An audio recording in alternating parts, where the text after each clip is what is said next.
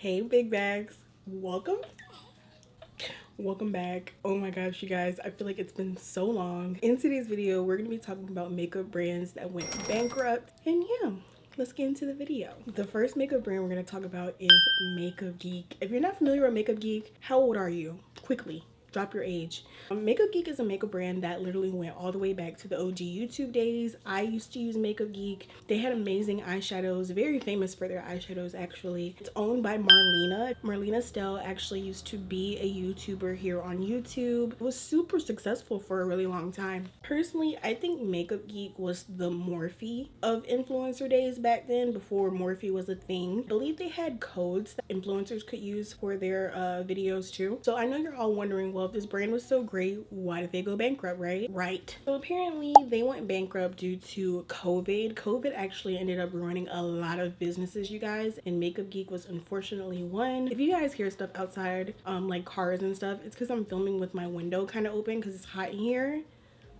Bear with me, bear with me. Rest in peace, Makeup Geek. We will never forget you. You guys remember Makeup Geek? Drop your favorite Makeup Geek product down below. I had so many. The next makeup brand we're going to talk about is a pretty big one, Becca Cosmetics. If you're not familiar with Becca Cosmetics, how old are you? Once again, quickly. Becca Cosmetics was another brand back in the OG days, but it actually ended up lasting a long time. I personally was a huge fan of Becca Cosmetics. So when they went out of business, I was shook. I was like, what's happened? What's going on? Like, I mean, Becca was a really popular brand, you guys. They had a lot of good products, like from their primer to their foundations, their blush. But the one product that they were really known for was their highlighters. Becca actually had one of the first successful influencer collaborations. If you are my age on this channel, Jaclyn Hill, if you don't remember Jaclyn Hill, she is an OG YouTuber. Jaclyn Hill actually collaborated with Becca on a highlighter that was super popular called Champagne Pop. Everyone and their mama had Champagne Pop, okay? Even if Champagne Pop did not work for your skin tone, you had Champagne Pop. I had Champagne Pop. When I tell you guys the highlighter could not stay on the shelves, that's how popular it was. It was a really popular product. So that alone had me like, well, why is this brand, what's going on with the longevity? So apparently Becca was taken out due to the accumulation of challenges together with the global impact of COVID-19. Along with Makeup Geek, they had a lot of supply issues, supply and demand. When COVID hit, I guess they were not prepared like a lot of brands were, and they ended up taking a hit. However, good news, if you still like Becca and you're craving it in your makeup kit like I am, Smashbox Cosmetics ended up taking over Becca Cosmetics. I don't believe they have all of their products, but I do know they have a lot of fan favorites. So head over to smashboxcosmetics.com. Shout out to Smashbox for doing that also. You're the GOAT. So the next brand we're going to talk about actually isn't a makeup brand, but it's a popular skincare brand. Still counts. Clarisonic. If you did not have a Clarisonic or wanted a Clarisonic, who are you? Okay? Literally everybody was ruining their skin with this Clarisonic brush, me included. Your favorite influencer promoted Clarisonic, okay? Everybody and their mama promoted Clarisonic. Now, Clarisonic is also a brand, but that's also the name of their popular skincare tool. It's literally an ultrasonic brush. Now that I'm looking back, it's nothing special, okay? They had different like brush heads that you could use depending on your skin type. It was like the first skincare brush that was like super popular and had like a big brand behind it versus the ones you could just find at TJ Maxx. I bought my Clarisonic off of eBay because I could not afford the real one, okay? No, that's not nasty because I just bought the handle and I bought my own brush, okay? Mind your business. Now, I'm gonna be honest with you guys. I would have thought that they would have went out of business sooner. You know what I'm saying? Not even trying to, be that person. But Clarisonic actually went out of business, I want to say a year and a half ago, potentially. Don't quote me on that. And I see that they had a wide range of competitors. So a lot of people came out with their own skincare brands, one of them being Foreo. Foreo was also a really big skincare brand that had a very popular skincare tool. So that was like their main competitors. They also had a lot of fakes. So a lot of people were making fake Clarisonics due to the price point. The original Clarisonic was like around like $100 and something. So people were making their own dupes just to have like an alternative, because not a lot of people out here can afford a $150 skincare brush, okay? Honestly, that wasn't even worth $150. So, and one move that Clarisonic decided to do that I feel like was a make or break situation was they decided to drop skincare. Now, you would think that would align with Clarisonic, but personally, I think they dropped it too late. I feel like if they would have dropped it sooner, like, you know, maybe like around the 2nd year mark, them launching the brush, it would have worked. But the fact that they launched it so late, I just feel like it didn't work for the brand. A lot of people were just like, I can get skincare from somewhere else. It's because the brand was so based on their brush for so long, nobody really thought to buy skincare from them. So overall, Clarisonic ended up announcing their ending. I'm not saying they went bankrupt, but the brand no longer is in business. So rest in peace to Clarisonic. You were a real one. My skin got messed up to you, but you know what? I wouldn't be the skincare junkie that I am today if it wasn't for you. Congratulations. Okay, now this brand actually did go bankrupt. Okay.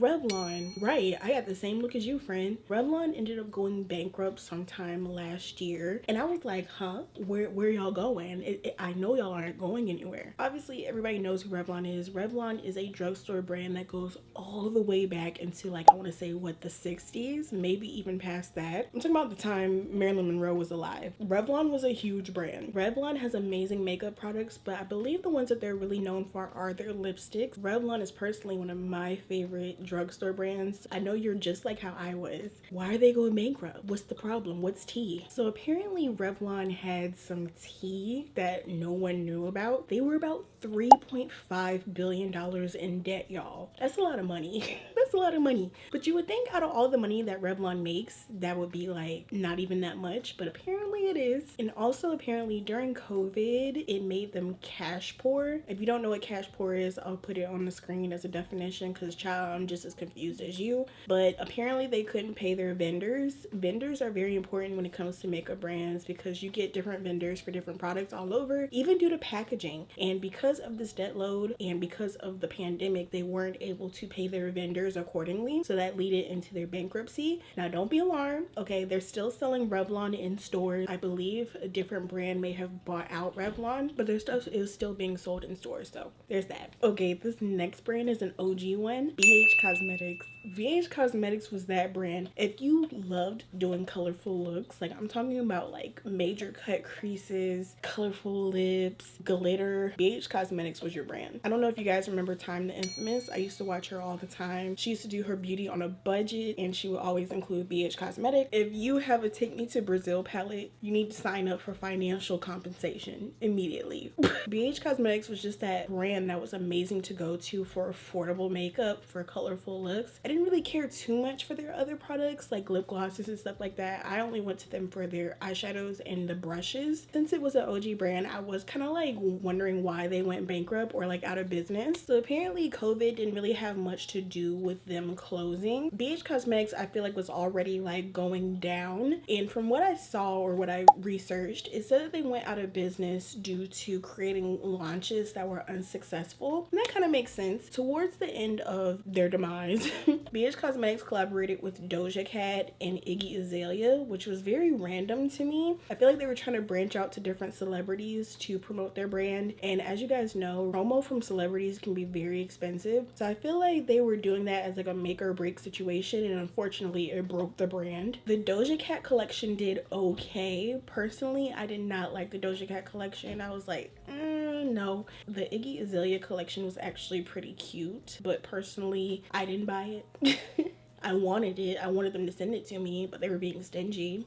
The success of those two collaborations were kind of like weighing on if BH Cosmetics was still going to be relevant, and the fact that they both flopped kind of like set the tone for the brand. BH Cosmetics, RIP to you. Come back home, the kids miss you. And then the last brand that we're going to talk about is Forma Brands. Now, if you're not familiar with Forma Brands, that is actually a larger brand with different sub tiers of makeup brands, some that you may be familiar with, such as Morphe Cosmetics, Jaclyn Hill Cosmetics, and apparently Rim Beauty, but I don't know how real that is. Morphe Cosmetics has been like on a up and down slope for a very long time. The main issue with Morphe Cosmetics is that their whole successful point of being a business was based on influencers, and unfortunately the influencers that they chose were very problematic or controversial, and they actually had to part ways with two of their biggest influencers that made them money, Jeffree Star and James Charles, for reasons I'm not going to get into.